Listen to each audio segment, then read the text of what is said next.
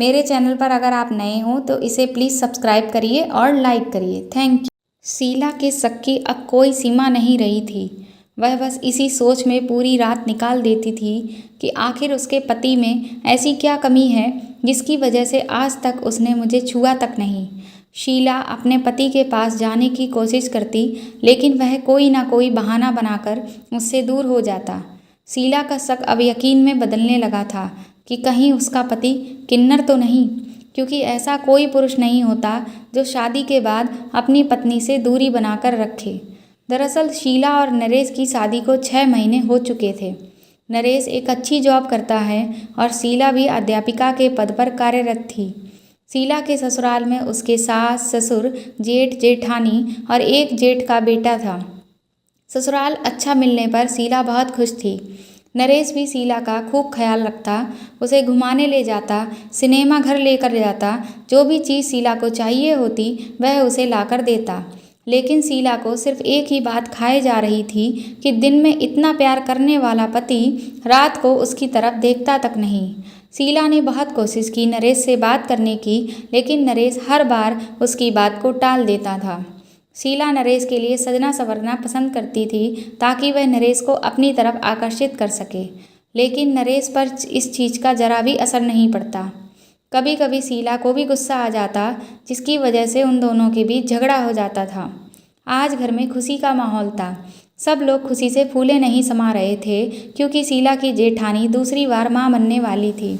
सब लोगों के खिलखिलाते चेहरों के बीच शीला का चेहरा मायूस था। शीला अपने जेठ जेठानी के लिए खुश थी, लेकिन अपने लिए दुखी।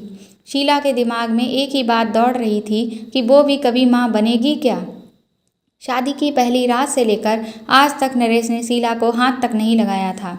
शुरू में तो शीला को लगा कि उसका पति शादी की भागदौड़ और ऑफिस में काम को लेकर हुई दिक्कतों से घिरा हुआ है, इसीलिए वह इन सब के लिए तैयार नहीं है।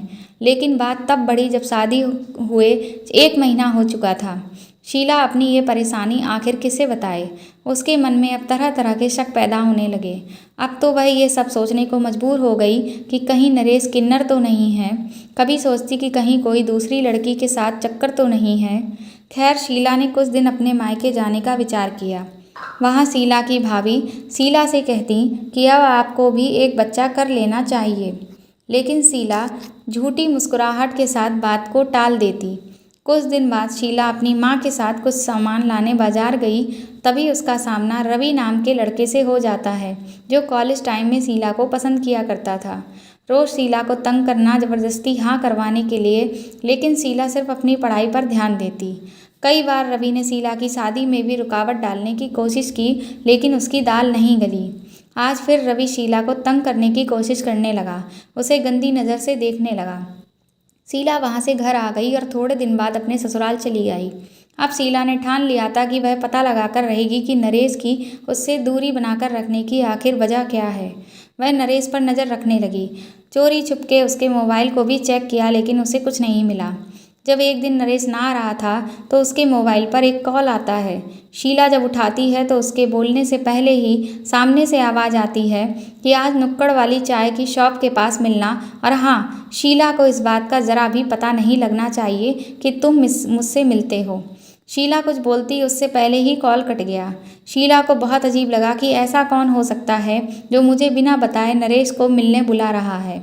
शीला का शक अब चरम सीमा पर था।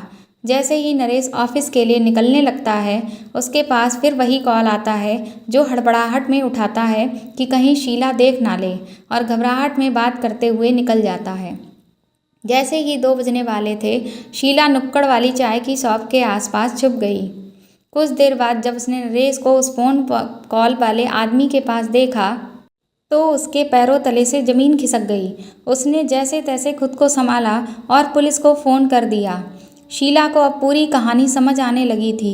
फिर वह उन दोनों के पास जाकर खड़ी हो गई और उस आदमी को एक थप्पड़ जड़ दिया, क्योंकि वो आदमी और कोई नहीं, वही रवि था जो उसे तंग किया करता था। तभी वहाँ पुलिस भी आ जाती है और रवि से सब कुछ उगलवा लेती है।